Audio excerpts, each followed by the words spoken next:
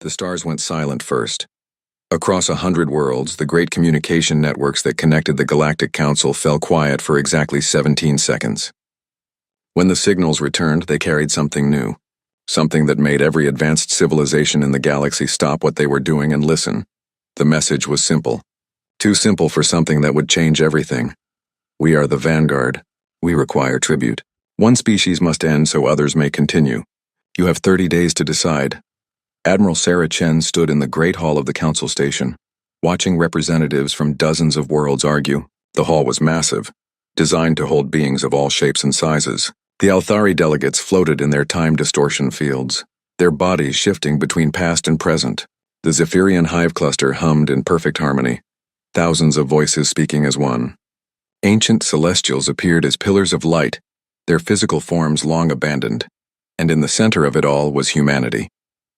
Just one small section of chairs for a species that had barely learned to travel between stars. Sarah watched the chaos unfold. 3 days had passed since the message arrived.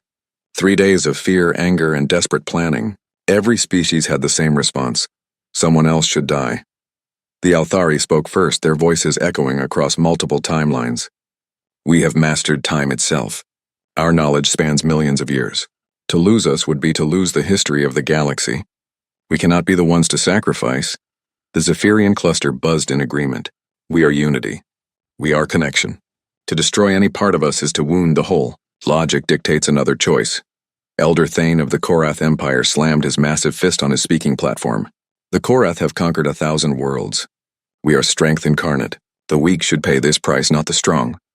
One by one, they all spoke. The Nexari showed calculations proving their economic value. The Ethereal Collective demonstrated their artistic achievements. The Voidwalkers explained their role as galactic peacekeepers. Each had reasons why they should live. None would volunteer to die. Sarah listened to it all. She thought about Earth, about the small blue world where humans had learned to dream of the stars.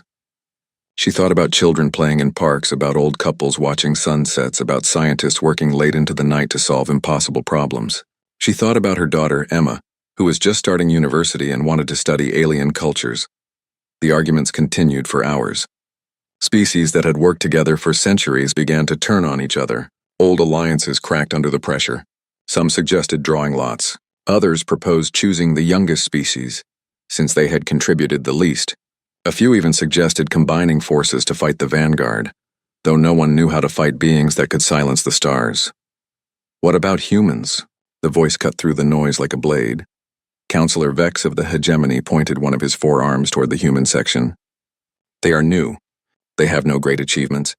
Their technology is primitive. If anyone should pay this price, it should be them. The hall fell quiet. Sarah felt every eye, sensor, and consciousness focused on her small delegation. Some looks held pity. Others showed calculation. A few carried guilt, but not enough to change minds. Sarah stood slowly. She was not imposing like the Korath. She did not glow like the Celestials. She was just a human woman in a simple uniform, representing a species that most of the galaxy still considered barely civilized. Counselor Vex, she said, her voice carrying clearly through the hall's amplification systems. Are you asking us to volunteer? Vex's reptilian features shifted in what might have been embarrassment. I am simply pointing out the logical choice. Your species has the least to lose, the least to offer. I see. Sarah looked around the hall, meeting as many gazes as she could. And if we refuse? What then? Do we vote? Do we fight each other? Do we wait 27 more days and hope the vanguard changes their minds? Someone must choose, spoke the Zephyrian Collective. The mathematics are clear. One dies or all die, Sarah nodded. She thought about Emma again, about all the human children who would never grow up if this choice fell on them, about all the children of every species in this hall who deserved a chance at life. You're right, she said. Someone must choose. The hall held its breath. Humanity chooses. For a moment, no one understood. Then the meaning hit them like a wave. Species that had lived for millions of years, that had seen the birth and death of stars, that considered themselves the pinnacle of evolution, all stared in shock at the humans. You, volunteer? Elder Thane's voice was barely a whisper. We volunteer, Sarah confirmed. Her voice did not shake. She had made her choice, and she would not show fear now. The Althari delegates shimmered as their time fields fluctuated. This is unexpected. You understand what this means? Your entire species, every human world, Every human life, and we understand. The Celestial's light dimmed. Why? Sarah was quiet for a long moment.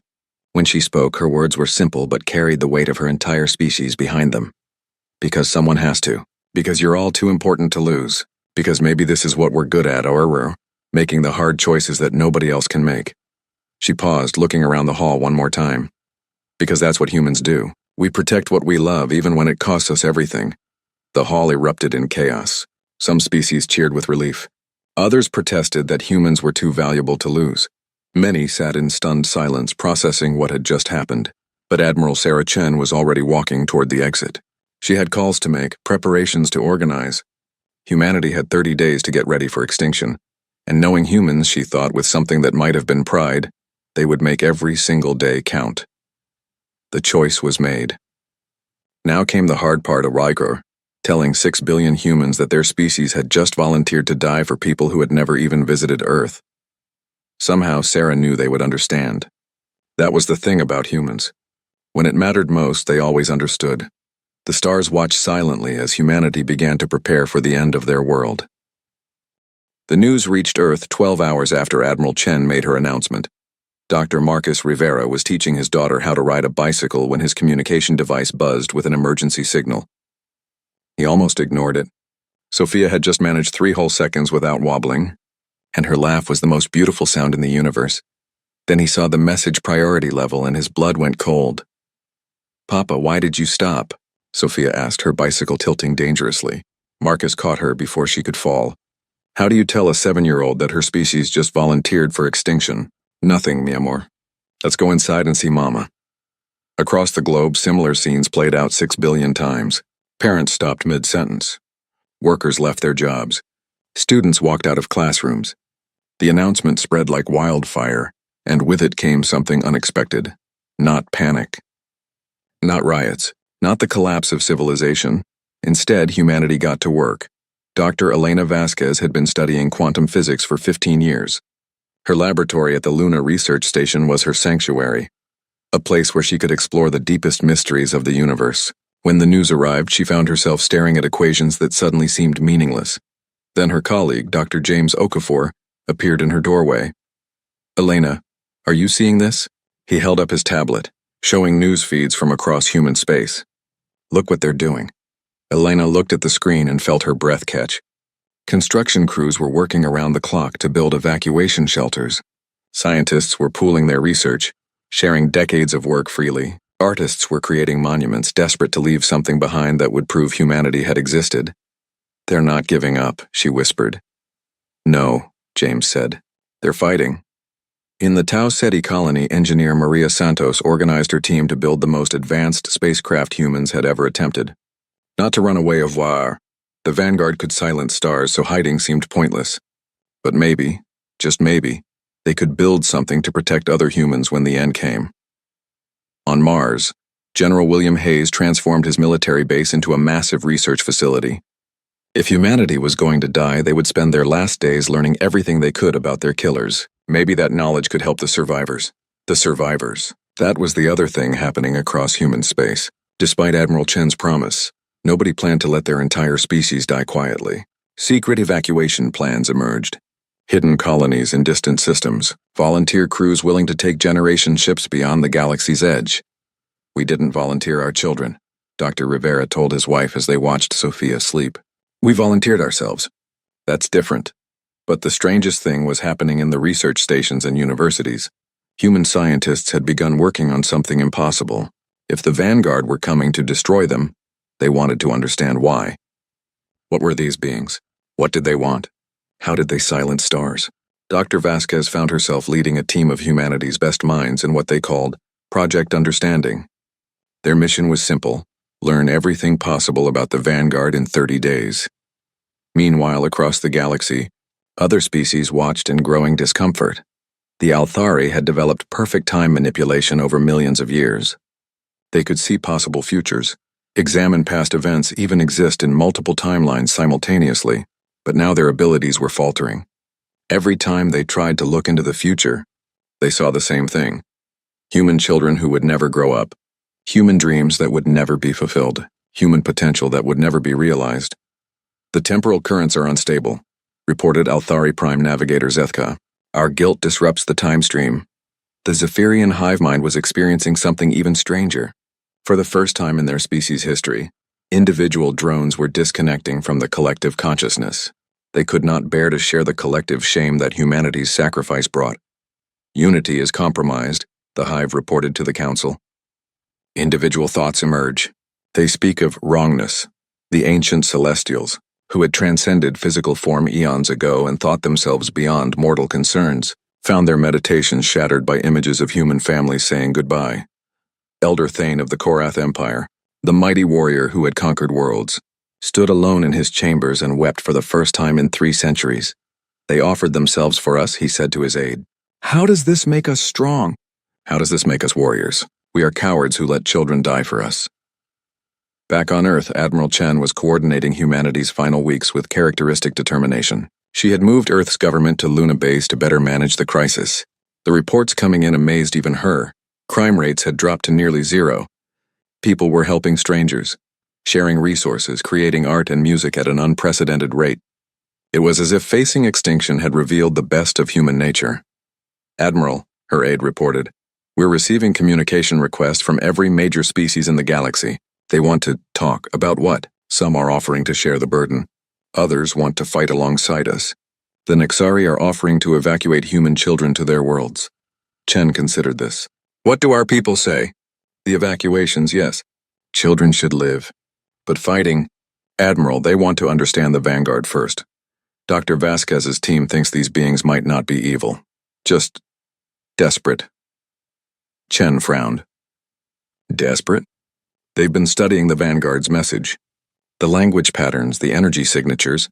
Dr. Okafor thinks they might be refugees themselves, running from something even worse.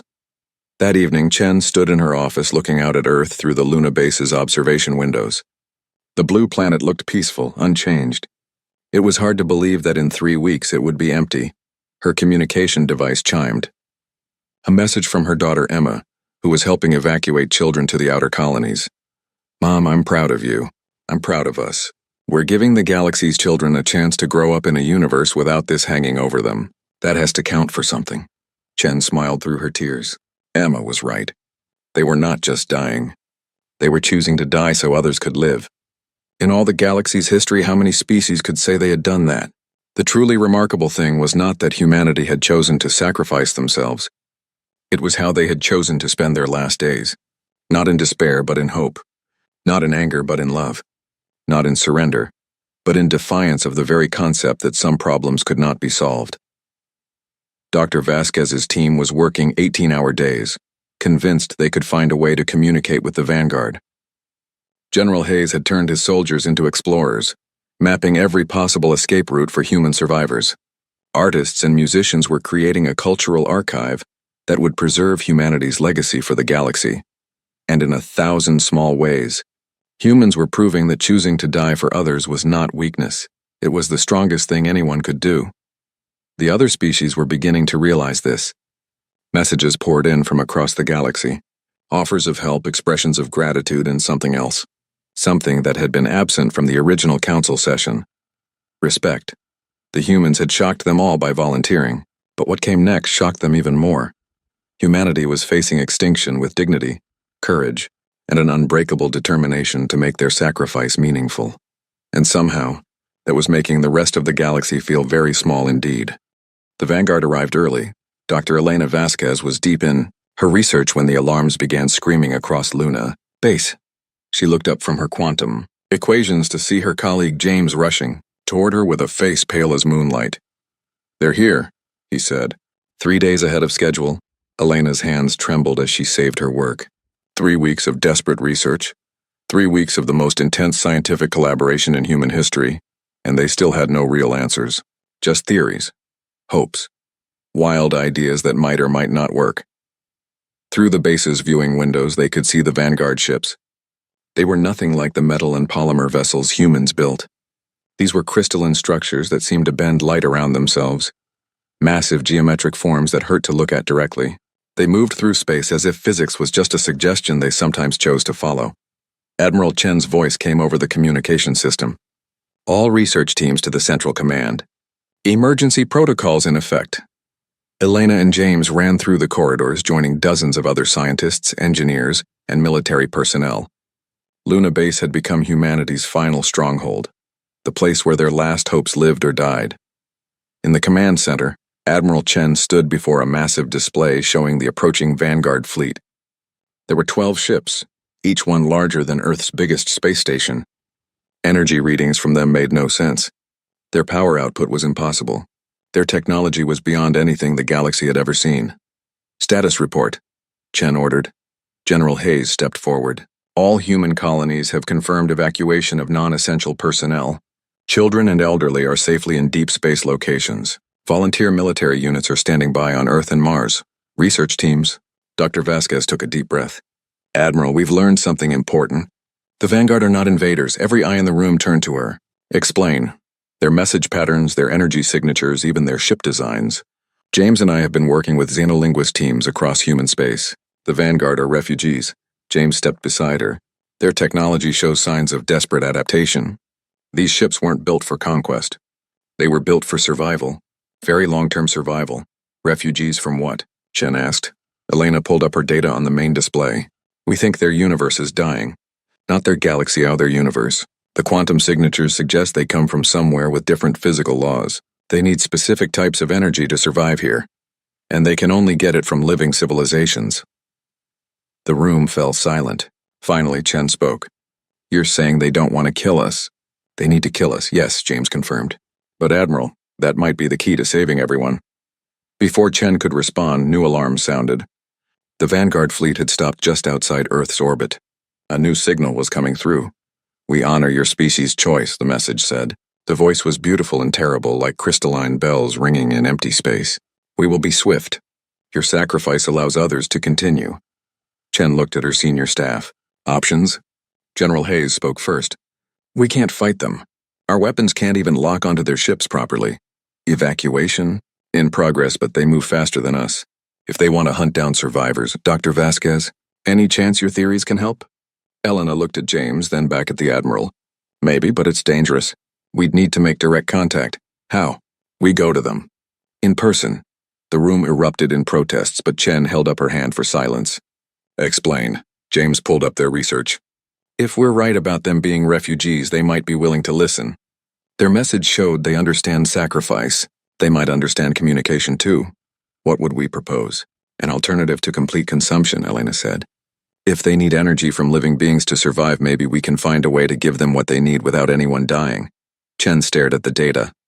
"You want to negotiate with beings who can silence stars?" "Admiral," Elena said quietly, "what's the worst they can do?" "Kill us? They're already going to do that." The decision took less than 5 minutes. Chen assembled a team of volunteers, Elena and James for their research, General Hayes for military perspective, Dr. Rivera for his expertise in energy systems, and herself as humanity's representative. Their ship was small, barely large enough for 5 people and their equipment. They called it the Last Hope, which everyone agreed was either inspirational or depressing depending on how you looked at it. As they approached the Vanguard flagship, Elena watched the readings on her instruments spike beyond belief. The energy levels inside that ship could power human civilization for 1,000 years. "How are we still alive?" Dr. Rivera whispered. "I think they're protecting us," James said. "Look at the field patterns around our ship." He was right. Some kind of energy barrier had formed around their vessel, keeping them safe from radiation that should have killed them instantly. The Vanguard ship drew them inside through what could only be called a door, though it seemed to be made of solid light. They found themselves in a chamber that was impossibly beautiful. Crystalline walls reflected their images infinitely. The air itself seemed to shimmer with potential energy, and then they appeared. The Vanguard were not what anyone had expected. They were tall, graceful beings that seemed to be made of living crystal. Light flowed through their bodies like blood. When they moved, reality bent slightly around them. They were ancient beyond human understanding, and desperately, tragically beautiful. "We are saddened by necessity," the lead being spoke without words, its thoughts flowing directly into their minds. "Your species shows courage. This has not happened before." Admiral Chen stepped forward. "We're honored to meet you. I'm Admiral Sarah Chen, representing humanity. We know. We have watched. Your people prepare for ending with dignity. This touches something we had forgotten we possessed." Dr. Vasquez found her voice. What you possess, what you had forgotten. Was that compassion? The Vanguard being's light dimmed slightly. We remember when we had choices. Before our universe began its ending. Before we were forced to consume others to survive. We were not always this. What if you had choices again? Elena asked. The chamber fell silent. The Vanguard exchanged communications in patterns of light too rapid for humans to follow. Explain, the lead being finally said.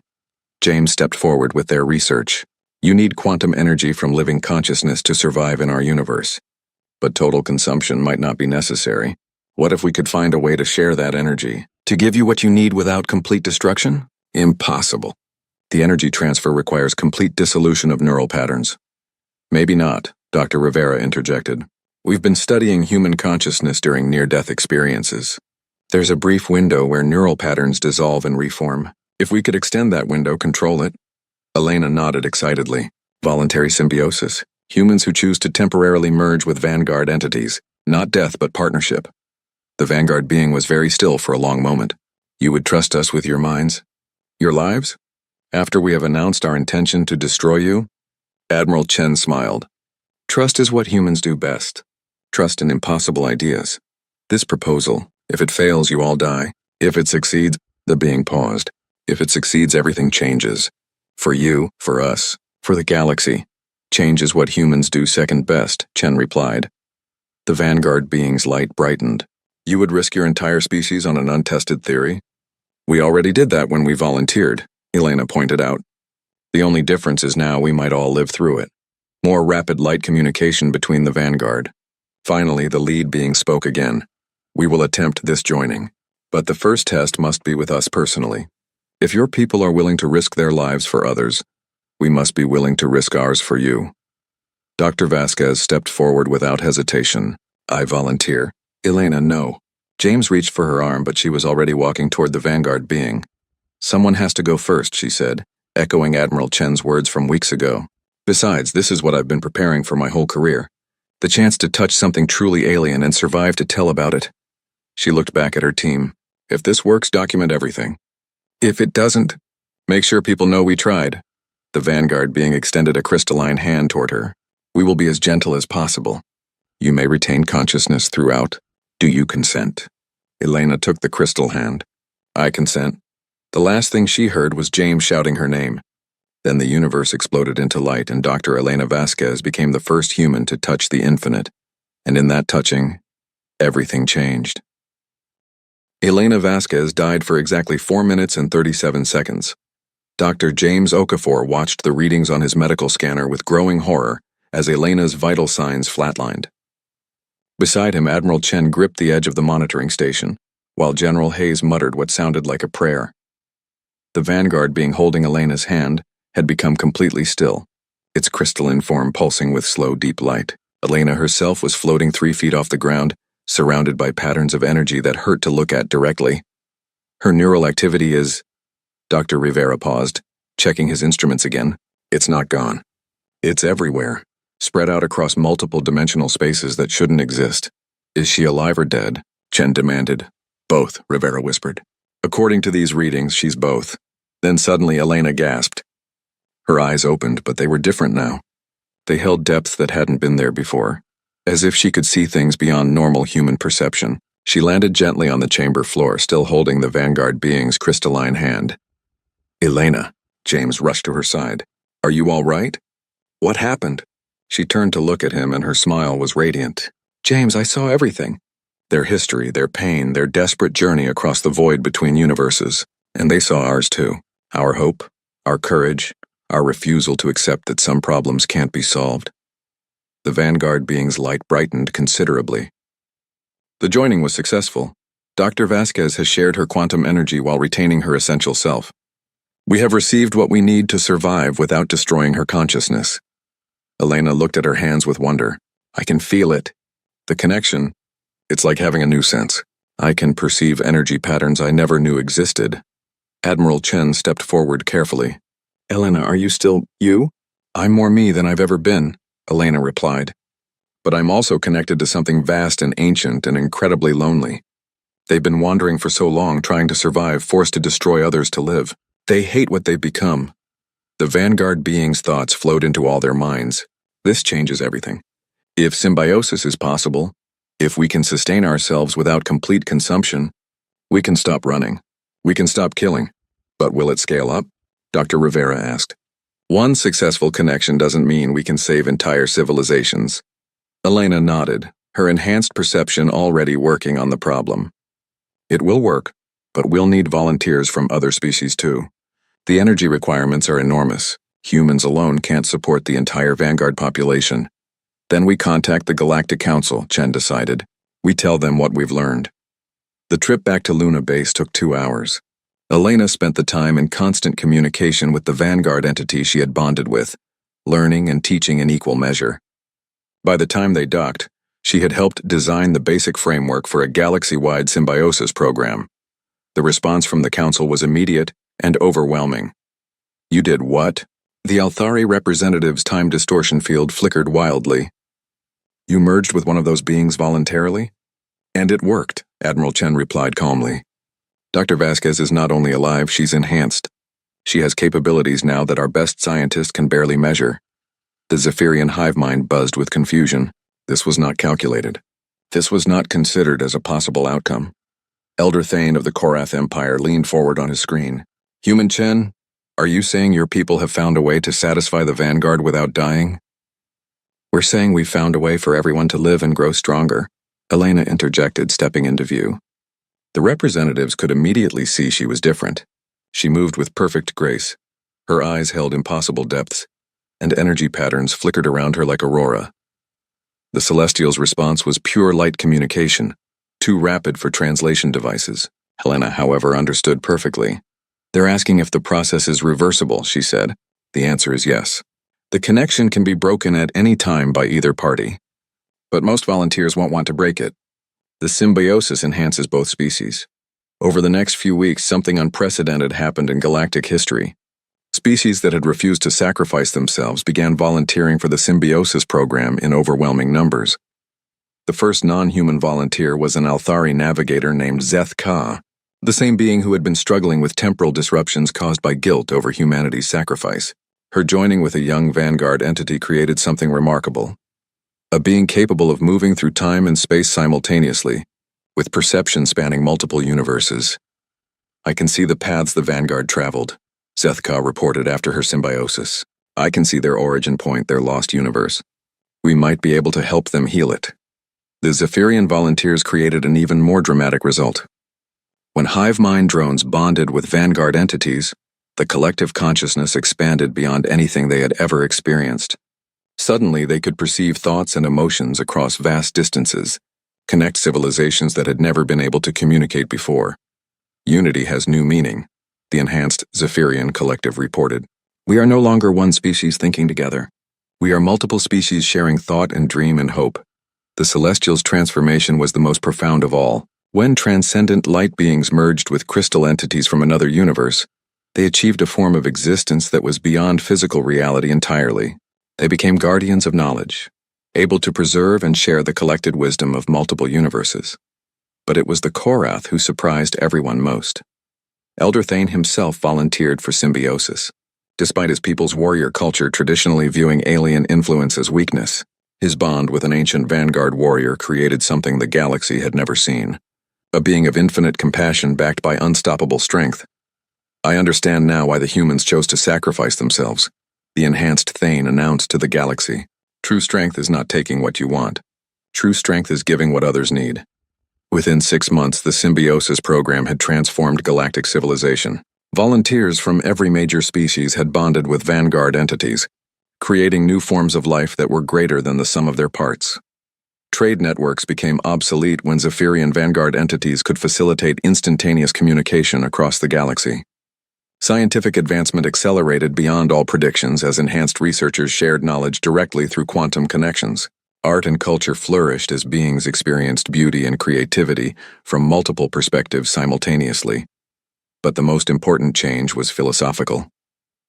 For the first time in galactic history, every species was working together toward common goals. The old competitions and conflicts seemed petty when viewed through enhanced consciousness that could perceive the vast loneliness of space and the precious rarity of Life Dr. Elena Vasquez had become something of a celebrity, the first being to successfully bridge two universes. She spent her time teaching other volunteers how to prepare for symbiosis, helping them understand what they would experience. "Is it frightening?" asked a young Nexari who was scheduled for bonding the next day. Elena considered the question carefully. "It's like asking if being born is frightening. You're becoming something new, something that has never existed before. Yes, that's scary, but it's also the most wonderful thing that can happen to a thinking being. Do you miss being only human?" Elena smiled. "I'm still human. I'm just human plus now. I still love chocolate, still worry about my family, still get excited about new discoveries. But I also understand things I never could before. I can perceive beauty that normal senses can't detect. I can communicate with beings from another universe. I can help solve problems that seemed impossible." She paused, looking out at the stars through the observation window. 6 months ago, humanity volunteered to die so the galaxy could live. Now we found a way for everyone to not just live, but thrive. That's what humans do, ow. We find the solution nobody else thought to look for. The young Nexari nodded nervously. "And the Vanguard? Are they happy with this arrangement?" Elena's consciousness briefly touched her symbiotic partner, feeling their contentment and growing hope. "They're not refugees anymore," she said softly. "For the first time in millions of years, they have a home. They have friends. They have a future that doesn't require anyone else to die." She turned back to the Nexari with a smile. "Tomorrow you'll help make that future even brighter. Welcome to the new galaxy." 5 years after the Vanguard arrived, Admiral Sarah Chen stood before the new Galactic Council and smiled at how much had changed. The council chamber itself was different now. Instead of separate sections for each species, the Great Hall had become a flowing, organic space where enhanced beings could interact in ways that pure physical forms never could. Althari Vanguard entities moved through streams of controlled time, their consciousness spanning past and future simultaneously. Zephyrian Vanguard collectives shared thoughts and emotions as visible patterns of light that danced through the air. Celestial Vanguard transcendence existed as pillars of pure knowledge, their wisdom available to anyone who needed it. And at the center of it all, humanity held the seat of first contact, a position of honor that recognized their role in creating this new reality. Chen herself had undergone symbiosis 2 years earlier, bonding with a Vanguard entity who had been a teacher in their lost universe. The connection had enhanced her already considerable diplomatic skills and given her perception that spanned multiple dimensions of thought and feeling. Today's session was special. For the first time in galactic history, they were dealing with a crisis that no single species could solve alone. And yet, instead of the fear and finger-pointing that had marked the original Vanguard crisis, the Council approached the problem with unified purpose. "Report on the Void Swarm situation," Chen requested. Zethka of the enhanced Althari flickered through several time streams before responding.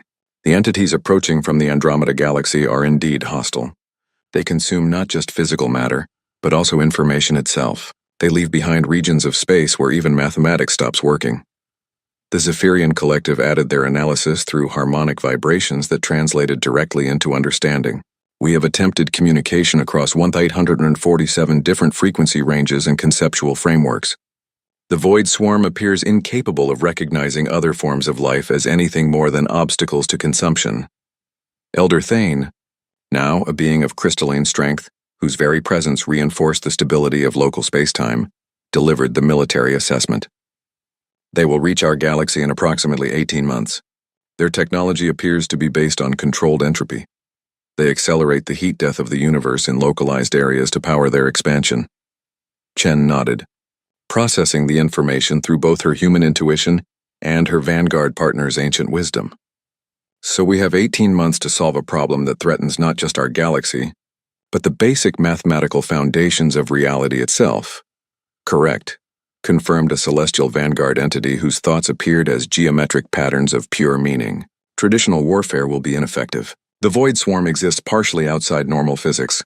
5 years ago, this announcement would have sent the galaxy into panic. Species would have pointed fingers, made demands, or simply tried to run away to distant corners of space. Now the reaction was different. "What resources do we need?" asked the Nexari representative. "How can the symbiosis network help?" inquired a Korath Vanguard warrior. "What would humans do?" The question came from an enhanced ethereal, whose artistic consciousness had been expanded to perceive beauty in mathematical relationships. Chen felt a surge of pride at that last question. In 5 short years, what would humans do had become the standard approach to impossible problems, not because humans were the smartest or strongest species, but because they had developed a reputation for finding solutions that nobody else thought to consider. Well, Chen said, her enhanced consciousness already working through possibilities, humans would probably try to make friends with the void swarm. The chamber fell silent for a moment, then filled with the equivalent of laughter from dozens of different species. The sound was beautiful Arjiao harmony that no single race could have created alone. "You're serious," observed Dr. Elena Vasquez, now the director of Interuniversal Relations. Her symbiosis had evolved over 5 years, giving her insights into forms of existence that spanned multiple realities. "I'm serious," Chen confirmed. "Think about it. The Vanguard seemed impossible to communicate with, too. They were destroying civilizations just to survive. But underneath that, they were refugees who had forgotten they had choices. You believe the Void Swarm might be similar?" asked Zethka. "I believe everything that exists has a reason for existing," Chen replied. "Even things that seem purely destructive usually have some underlying need or purpose. Our job is to figure out what that purpose is and find a better way to fulfill it." Dr. James Okafor, his consciousness enhanced by symbiosis with a Vanguard researcher, added his thoughts to the discussion. "We've learned that the Void Swarm accelerates entropy to power their movement. What if they're not trying to destroy information awar? What if they're trying to escape from something that's forcing them to consume it?"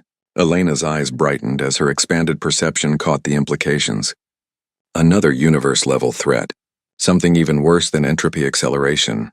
So we have 18 months to contact beings that destroy mathematics, convince them we're not enemies, figure out what they're running from, and develop a solution to a crisis that spans multiple realities, Chen summarized. "When you put it like that, it sounds impossible," laughed Elder Thane. "Good thing humans specialize in impossible," Chen replied. The next 18 months became known as the Great Cooperation. Every enhanced being in the galaxy contributed to the effort. Althari Vanguard entities explored temporal approaches to the problem, investigating possible futures where communication succeeded. Zephyrian Vanguard collectives created new forms of mathematics that might work even in entropy-accelerated regions. Celestial Vanguard transcendence preserved and protected knowledge that might be needed for reconstruction after contact, but it was the human-led teams that made the breakthrough. Dr. Elena Vasquez and her research group discovered that the Void Swarm was indeed fleeing something Urawar's a cascade, failure in their home reality that was converting stable matter into pure chaos. The entities were consuming information not for sustenance, but to build increasingly complex escape routes through the quantum foam between universes. "They're not invaders," Elena announced to the Council 8 months into the project. "They're the ultimate refugees. Their entire reality is collapsing and they're trying to find somewhere else to exist." The solution, when it came, was typically human in its approach. Instead of fighting the Void Swarm or trying to redirect them, the galaxy offered them something they had never had before: help. Using techniques developed from the Vanguard Symbiosis program, enhanced volunteers made contact with the Void Swarm entities. The process was extraordinarily dangerous. Several volunteers were lost to entropy acceleration before successful communication was established. But when contact finally succeeded, the result was beyond anything the galaxy had imagined. The Void Swarm weren't malevolent entities at all. They were the scattered consciousness of an entire universe's worth of civilizations, compressed into energy patterns that could survive reality collapse. They had been searching for billions of years for someone who could help them exist without destroying everything around them. The solution required the combined efforts of every enhanced species in the galaxy. Althari Vanguard entities created stable time pockets where collapsed universe consciousness could exist without accelerating entropy. Zephyrian Vanguard collectives developed communication protocols that allowed thought sharing across radically different forms of existence. Celestial Vanguard transcendence provided the philosophical framework for beings to maintain identity while existing in completely alien realities, and humans provided what they always provided: the stubborn insistence that every problem had a solution if you were willing to think creatively enough. 1 year later, Admiral Chen stood before the Tri-Universal Council, representing not just the Milky Way galaxy, but also the Vanguard's original reality and the quantum-compressed civilizations of the former Void Swarm.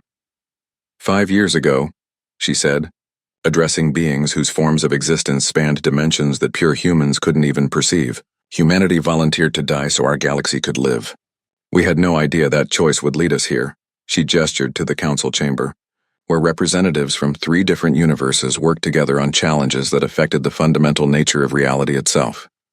Today we face new questions. What happens when we encounter the next impossible threat? What do we do when we find other realities in crisis? How do we balance the needs of beings whose existence requires entirely different physical laws? The chamber filled with the harmonious agreement of enhanced consciousness from countless worlds and realities. We do what we've always done, Chen continued. We refuse to accept that some problems can't be solved. We volunteer to take the risks that others can't. We make friends with our enemies and find ways to help them become something better.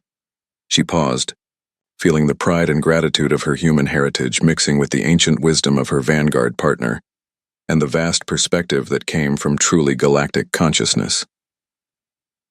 5 years ago, the galaxy asked humanity to sacrifice ourselves for everyone else's future.